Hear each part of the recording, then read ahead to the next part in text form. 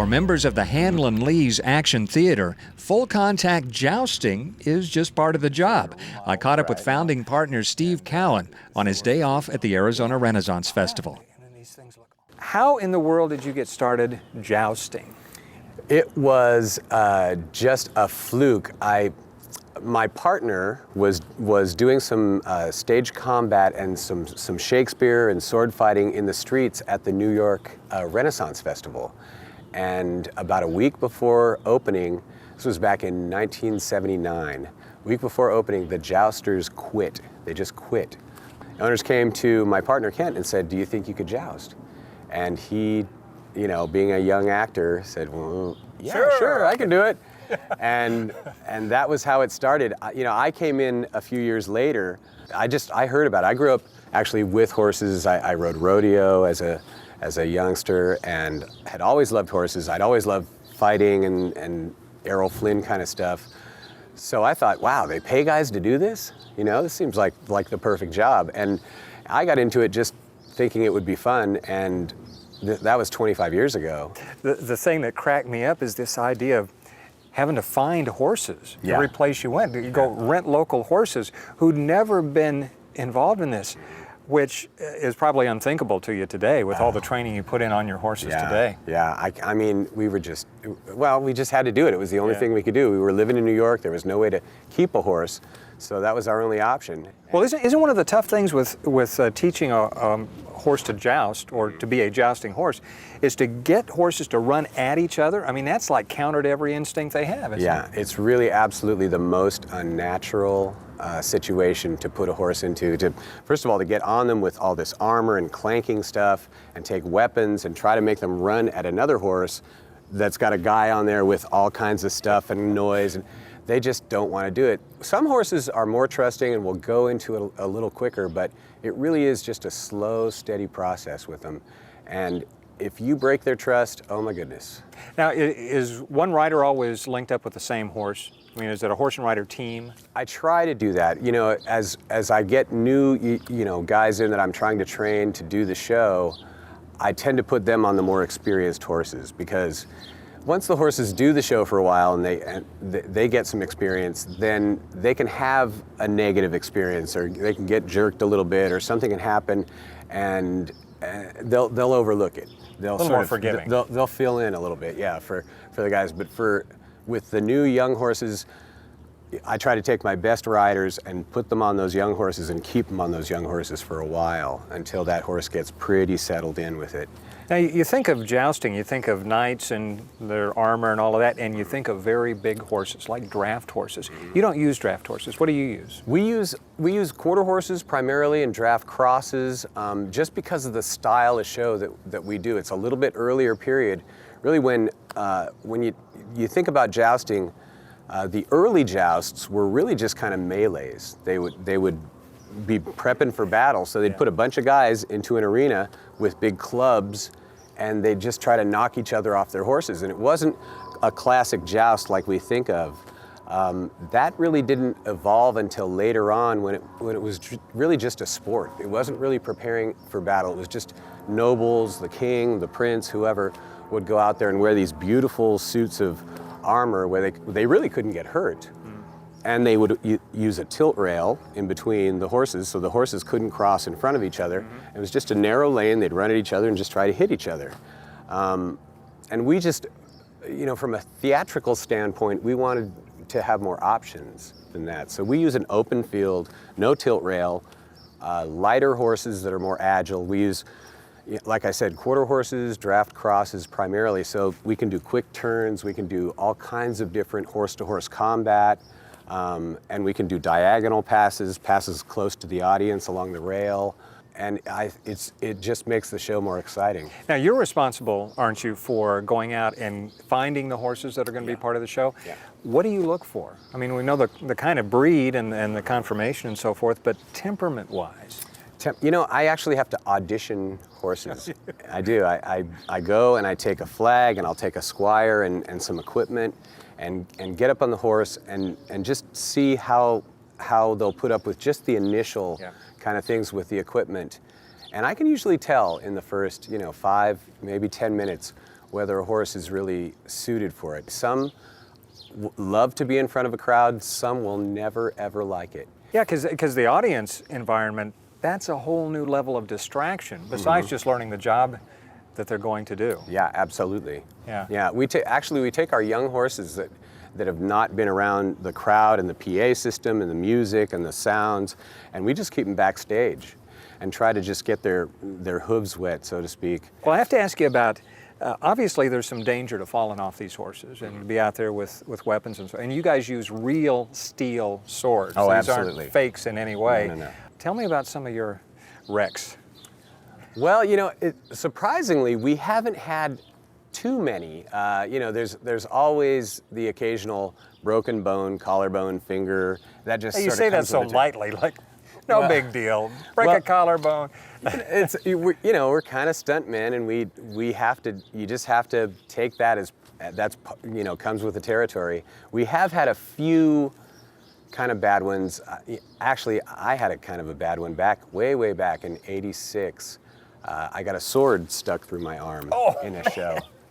And that was... I bet the audience said that was the most incredible special effect. it looked like real blood. A lot of them did think it was fake. And we do use fake blood in the show and try to make it look very realistic. So what did you do when that happened? Well, it was a really weird moment. I'd already been knocked out. This fellow had knocked me out, and I was laying on the ground, and it's at a point in the show where I'm thinking, oh, this is nice. I get to lay here a minute, and then a squire throws some water on my face, and I do a little funny bit.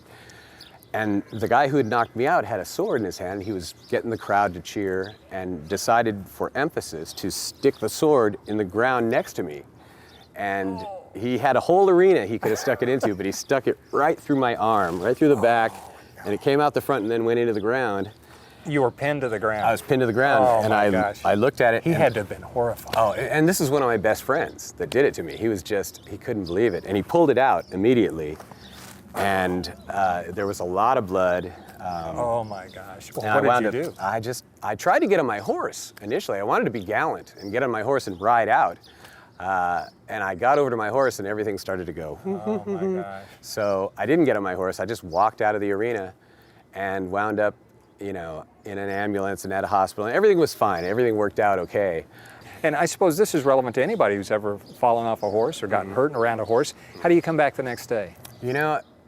You really have to. Fear to me is just defeat, and you just can't be ruled by fear. You can't even be motivated by fear. You have to be motivated by what you love, and I think that's what I tell guys. That's what I try to focus on is, that's just a bump in the road. You have to ride and never even worry about the fall. Well, assuming we haven't totally discouraged anybody from ever wanting to try this, how does somebody get started doing what you do? Say they wanted to be a part of your troupe. How would they do that? Go to hanlonlees.com, go to our website, and there's actually a spot where you can send us an email.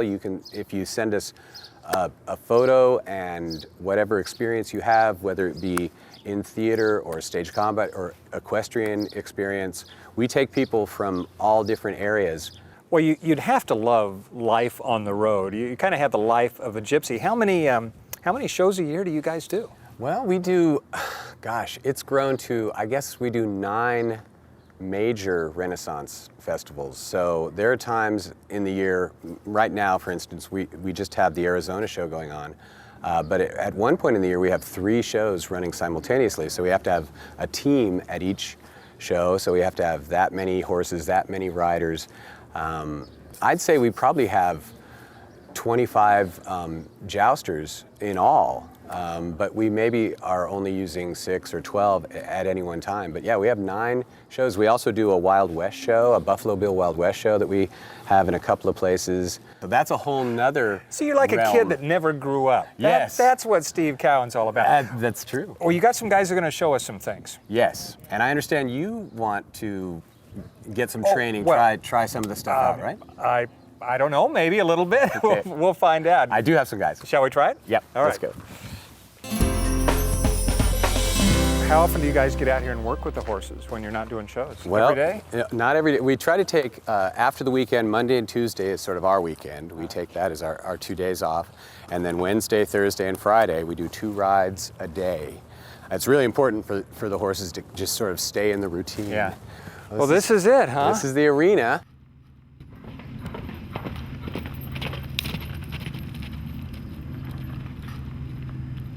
Lords and ladies, I welcome you to this royal joust.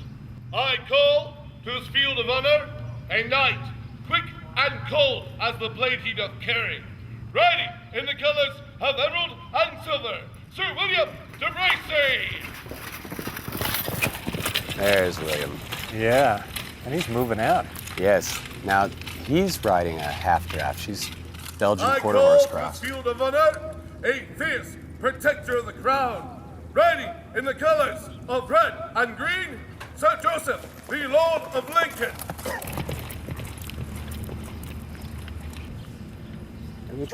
I try to get individuality with the armor. It just is kind of nice to have that. How heavy are those armor outfits? Well, everything, when you get the helm, the shield, everything, it's probably about 75 pounds. Whoa. Yeah. Joseph, is that the right Takes a little getting used to. How do you climb up on the horse with that much armor on? Very carefully. Sir William has received his lance. Sir Joseph has turned about.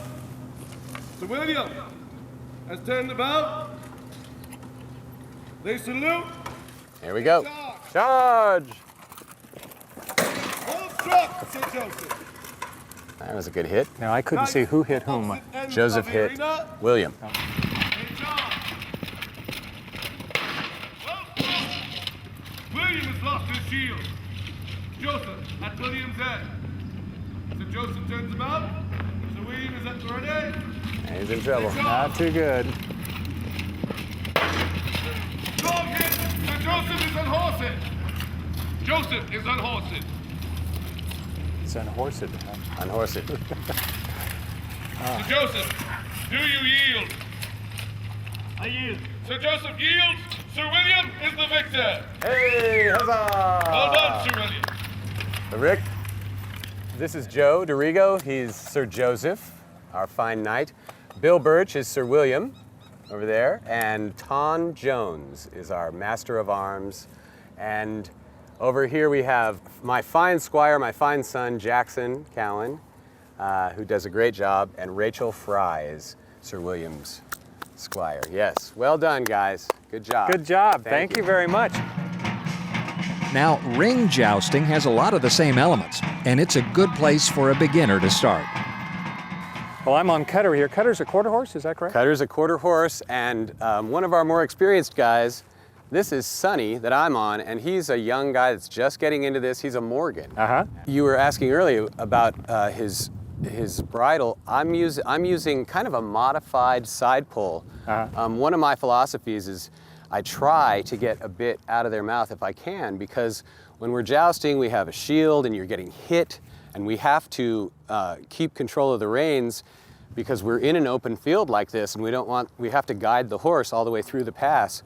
And I just don't want the horse to have to take any Hits on the mouth. Hits on the mouth. So it's a little bit of a risk you have to trust the horse a little bit, but that kind of goes with my whole thing. If you have a good relationship with him, it'll actually make him calmer in the long run. Except, Now, how old is he? Sonny is 7. 7. now. Yeah. So he's just a young'un and Cutter's about 11. Yeah. So how long's Cutter been doing this? Cutter's been doing this now about 5 years. Well, are there any particular tricks to the riding for jousting or spearing the rings? Yeah, actually, we use, I think, what would technically be a cavalry seat. Uh-huh. They would neck rein, and so they could keep one hand free, because you'd have to have a weapon oftentimes in your hand. And yet you use a lot of leg cues to help guide your horse. All right, let's go down and talk to a squire here. The big thing with the lance is trying to isolate between your upper and lower body, trying to keep that lance tip nice and steady. Yeah. Jack, you want to come around this side for him? Okay. There you have it. You stuck it on my toe. Yes. Now, is that how I would normally carry it until I'm ready to use it? Yes, absolutely. Okay. Keep it on your toe. And all you want to really think about as we go into the passes and start to get rings is Physically, you want to keep a nice straight line. Tell your horse with your lower body, we're just going straight. As you come by the ring, it's just sort of a, oh, by the way, we're getting a ring. But your weight still keeps that horse moving forward. Okay. What winds up happening a lot is guys will lean in and look at the ring, and then the horse will go that direction. Oh, okay. And that would cause a collision in a regular joust pass. Yeah. So that's what I'm kind of talking about with the isolation between, you know, your lower body's telling them one thing, your upper body thinks about the target and goes and gets it. And then you go right back to a nice straight line again. So at what point do you take it off of your toe and couch it? Right. See, I knew that term. Yes. You're couching very good. the lance. Yes. Very good. Right when you are ready to begin your pass, you would raise your lance to let your opponent or let the squires know that you're ready. They would hold the ring out, and then you would drop it under your arm. There you go. There you have it. All right. And one little trick is if you have your hand too close to your shoulder, you're not going to have very much control. Right. It's going to, so the further out you can get your hand from your shoulder, okay, you're going to have a lot more lance tip control. Now, oops, I don't want to jam him in the side. So is there a balance point on grabbing this thing? You know, It's really, just whatever works? It just whatever works. I usually put about a foot or so behind me once I couch it and try to get as much lance forward as I can. Yep, about like that. About like that. And as you're going to get the ring, you're going to be cross neck, as we call it. Oh, okay, you'll I be do it like that. You'll be getting the ring on that side. Now, why that? That's the way you would do it in a joust pass. Oh, Your okay. opponent would be on your left side, because that's the side your shield is on. Well, I suppose that makes a little more sense. Yeah, It's a little so- more balanced. It's kind of over the center of gravity. Absolutely. And the thing I tell everybody is as you go towards the ring and you see the ring, don't look at the ring. Look through the ring. Oh, through the ring. Look right through the ring and just put your lance tip right through it. All right. Yep. Jack, why don't you go on out? Okay, so I let you know I'm coming, right? There you go.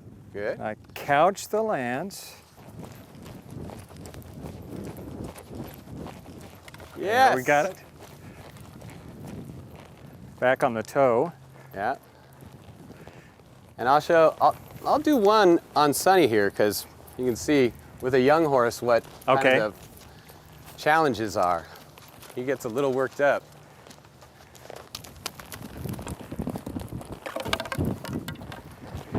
Now I got to follow that. All right. Here I come. There we go.